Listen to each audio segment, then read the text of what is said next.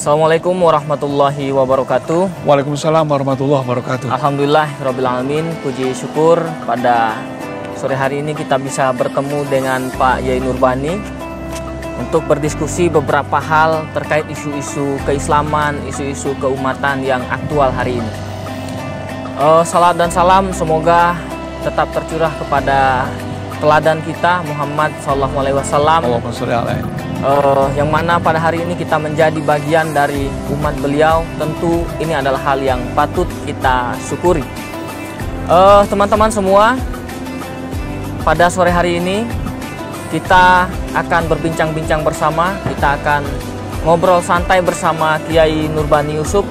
Kita akan membahas tentang isu-isu aktual, tentang fenomena-fenomena hari ini dalam yang terjadi di dalam dunia Islam. Baik, meskipun di tengah pandemi ya, kita harus tetap menjalankan ibadah puasa ya, serta menjalankan amalan-amalan sunnah yang lain. Baik, Yai, selamat sore. Ya. Terima kasih sudah menyediakan waktu pada sore hari ini untuk bertemu, berbincang bersama sesuai tema yang akan kita bahas pada sore hari ini. Pak Yai, belakangan ini banyak sekali persoalan-persoalan yang terjadi di tengah-tengah umat Islam. Salah satu yang paling mengemuka belakangan ini adalah soal isu terorisme yang baru-baru ini terjadi di Makassar, Yai. Ya. Dan kemudian belakangan ada perilaku yang juga sangat membuat kita menjadi takjub, yaitu adanya seorang perempuan yang mendatangi secara langsung Mabes Polri melakukan aksi yang sangat nekat. Nah, tentu ini adalah persoalan yang penting kita ulas dan kita berikan pemahaman kepada semua saudara kita umat muslim dan juga umat manusia yang lain dalam arti lintas agama ya, bagaimana sebenarnya kita menyikapi dan juga memahami persoalan ini. Iya, saya langsung kepada titik pangkal persoalan. Jujur hari ini ada beberapa orang, sebut saja para ulama atau para ustadz, yang kemudian mengajak, seakan-akan mengajak umatnya itu untuk masuk surga dengan tergesa-gesa. Masuk surga dengan cara pintas. Salah satunya adalah dalam tanda petik bunuh diri. Karena ada ayat yang menyebutkan bahwa bunuh diri itu juga diperbolehkan untuk mengorbankan dirinya di jalan Allah, yang kemudian dimaknai berbeda. Saya khawatir kita malah salah tafsir, salah terjemah, sehingga bukan surga yang kita dapat, tapi justru malah neraka atau azab. Sebetulnya kita semua ingin masuk surga, seperti yang digadang-gadang para teroris yang ingin cepat-cepat masuk surga dengan cara mudah. Ini yang barangkali perlu dipahamkan bersama, bahwa masuk surga itu bisa dengan jutaan pintu, jutaan cara. Surga ada 8 pintu, tapi untuk memasukinya ada jutaan cara. Nah, sekarang kita mau tawarkan yang mana? Apakah tawarkan dengan cara membunuh? Apa kita tawarkan dengan cara memberi minum? Apa kita tawarkan dengan cara memberi makan? Atau kita masuk surga dengan cara tersinggung? Baik, ya, masih sejalan dengan ini. Kalau kita lihat misalnya alasan-alasan tindakan-tindakan terorisme yang dilakukan oleh kelompok-kelompok tertentu ini sebenarnya adalah semangatnya adalah semangat jihad. Ya. Lalu bagaimana sebenarnya ya, kita memahami jihad ini?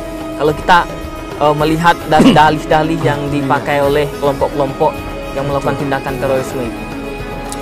Jadi ada beberapa kelompok gitu, mereka memahami jihad itu yang membunuh. Jihad itu bermakna darah. Karena itu membunuh, darah muncrat, darah mengalir, itu adalah jihad. Padahal sebetulnya jihad pada masa Rasulullah itu jelas banget. Yang dilawan Rasulullah itu adalah orang kafir, orang musyrik, jelas.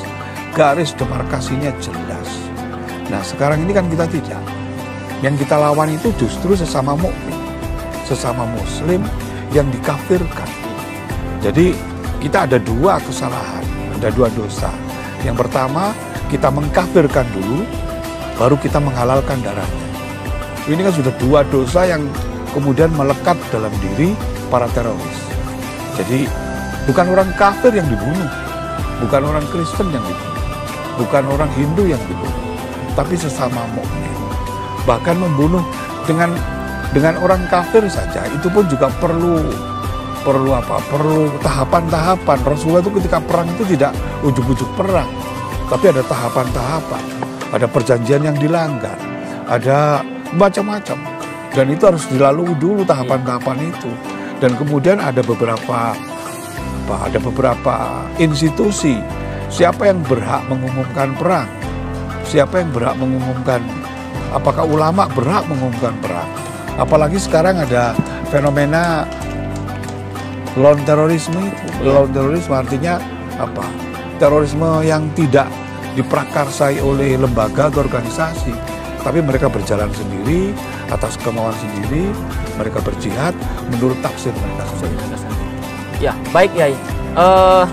Dari beberapa pembahasan kita tadi, saya kira juga masih relevan dengan munculnya banyak pendai-pendai ya, yang menurut saya secara vulgar mempertontonkan kadang-kadang perilaku-perilaku yang tidak mencerminkan keislaman yang rahmatan lil alamin di depan publik. Ya, misalnya ada yang ustadz-ustadz yang secara jelas misalnya merendahkan kelompok yang lain di depan umum, ataupun misalnya merendahkan agama yang lain di depan umum. Nah, ini bagaimana seharusnya kita menyikapi fenomena-fenomena ini, karena sayangnya ya para pendai itu, para figur-figur itu sudah kadung didengarkan, sudah kadung diikuti oleh masyarakat. Betul, ini memang saya pikir dakwah itu sesuatu yang tidak ada finalnya.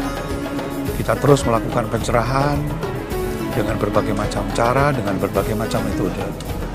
Kita seringkali melihat Islam itu secara sepotong-sepotong, parsial, sehingga yang terlihat itu adalah Islam yang tidak holistik, tapi dari sudut tertentu, menurut pandangan tertentu.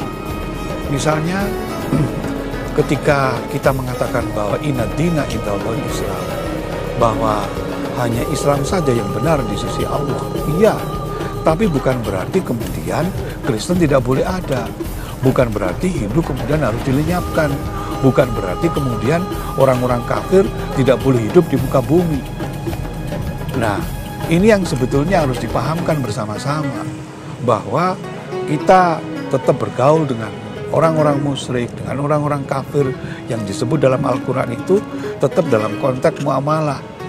Makanya kalau saya pernah sebut, dalam urusan iman saya eksklusif, dalam urusan iman saya ortodok, tapi dalam urusan muamalah saya inklusif, saya terbuka. Dan itu yang diajarkan Rasulullah kepada kita. Bukan kemudian menafikkan semuanya, menghilangkan semuanya, atau meniadakan selain Islam, meniadakan selain Al-Quran. Itu yang harus dipahamkan bersama. Bukan berarti kemudian kita membenarkan agama selain Islam, tidak. Tapi kita hidup dalam kebersamaan itu yang diajarkan oleh Al-Quran. Ya, baik Yai, saya kira demikian untuk ngobrol-ngobrol santai kita pada sore hari ini. Tentu ini sangat mencerahkan bagi kita semua. Ya, yang penting kita garis bawahi tadi yang disampaikan oleh Pak Yai, dalam Islam, ya, saya secara pribadi, karena kita sebagai pemeluk Islam, kita boleh ortodok, kita boleh fanatik, ya. Tapi bicara kemanusiaan, maka kita harus inklusif, kita harus terbuka, ya. Nah, jadi beberapa yang disampaikan oleh Pak Yai tadi, saya kira itu patut kita renungkan, patut kita jadikan sebagai gambaran bagi kita untuk memahami fenomena-fenomena hari ini yang mencuat di tengah-tengah umat Islam, ya, maupun dengan adanya kelompok-kelompok tertentu yang itu mengatasnamakan Islam. Saya kira demikian, terima kasih. Billahi fisabil haq fastabiqul khairat. Assalamualaikum warahmatullahi wabarakatuh. Waalaikumsalam warahmatullahi wabarakatuh.